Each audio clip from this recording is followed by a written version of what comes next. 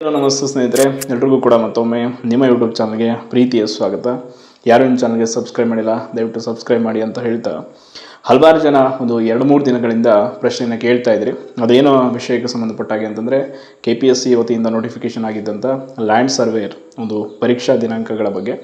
ಈ ಒಂದು ಪರೀಕ್ಷಾ ದಿನಾಂಕಗಳನ್ನು ಈಗಾಗಲೇ KPSC ನಿಗದಿ ಮಾಡಿರುವಂಥದ್ದು ನಿಮಗೆಲ್ಲ ಗೊತ್ತೇ ಇದೆ.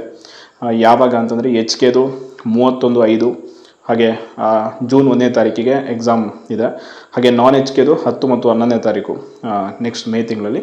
ಬಟ್ ಅದು ಪರೀಕ್ಷಾ ದಿನಾಂಕಗಳು ತಾತ್ಕಾಲಿಕ ಆಗಿರೋದ್ರಿಂದ ಅಧಿಕೃತವಾಗಿ KPSC ಆ ದಿನದಂದು ಪರೀಕ್ಷೆ ನಡೆಸುತ್ತಾ ಇಲ್ವಾ ಅನ್ನೋದನ್ನು ಒಂದು ಕ್ಲಾರಿಟಿ ಕೊಡಬೇಕು ವಿದ್ಯಾರ್ಥಿಗಳಿಗೆ. ಕಾರಣ ಹಲವಾರು ಜನ ಆಸ್ಪಿರೆಂಟ್ಸ್ಗಳು ಈಗಾಗಲೇ ಕಾಯ್ತಾ ಇದ್ದಾರೆ. ಆ್ಯಂಡ್ ಮೊನ್ನೆ CM ಸಿದ್ದರಾಮಯ್ಯ ಅವರು ಕೂಡ ಈ ಬಗ್ಗೆ ಒಂದು ಸ್ಪಷ್ಟನೆಯನ್ನು ಕೊಟ್ಟಿದ್ದು, ಒಂದು ಪೋಸ್ಟ್ ಇನ್ಕ್ರೀಸ್ ಬಗ್ಗೆ ಮಾಹಿತಿಯನ್ನು ಕೂಡ ಕೊಟ್ಟಿದ್ದಾರೆ. ಆದ ಕಾರಣ ಈ ಒಂದು ಪರೀಕ್ಷಾ ದಿನಾಂಕವನ್ನು ಆದಷ್ಟು ಬೇಗ KPSC ಸೆಕ್ರೆಟರಿ ಅವರು ಅಧಿಕೃತವಾಗಿ ಒಂದು ಫೈನಲ್ ಮಾಡಿದರು ಅಂತಂದರೆ ಹಲವಾರು ಜನ ಆಸ್ಪಿರೆಂಟ್ಸ್ಗಳಿಗೆ ಇದರಿಂದ ಉಪಯೋಗ ಆಗುತ್ತೆ. ಈ KPSCಯ ಒಂದು ವಿಳಂಬ ನೀತಿ ಏನಿದೆ, ಪರೀಕ್ಷಾ ದಿನಾಂಕಗಳನ್ನು ಘೋಷಣೆ ಮಾಡೋದಾಗಿರ್ಬೋದು ಆ್ಯಂಡ್ ಪರೀಕ್ಷೆಯ ಪ್ರೊಸೆಸನ್ನು ಕಂಪ್ಲೀಟ್ ಮಾಡೋದಾಗಿರ್ಬೋದು, ಹಲವಾರು ವಿಷಯಗಳಲ್ಲಿ ವಿದ್ಯಾರ್ಥಿಗಳಿಗೆ ತುಂಬ ಒಂದು ಬೇಸರ ಇದೆ. ಆದ ಕಾರಣ ಈ ಬಾರಿ ಹೊಸದಾಗಿ ಬಂದಿರುವಂಥ ಎಕ್ಸಾಮಿನೇಷನ್ ಕಂಟ್ರೋಲರ್ ಆಗಿರ್ಬೋದು, ಕಾರ್ಯದರ್ಶಿಗಳು ತುಂಬ ವ್ಯವಸ್ಥಿತವಾಗಿ ಕೆಲಸ ಮಾಡಿ ಆದಷ್ಟು ಬೇಗ ದಿನಾಂಕವನ್ನು ನಿಗದಿ ಮಾಡ್ತಾರೆ. ಹೊಸ ದಿನಾಂಕ ಅಂದ್ಕೊಂಡಿದ್ದೀವಿ.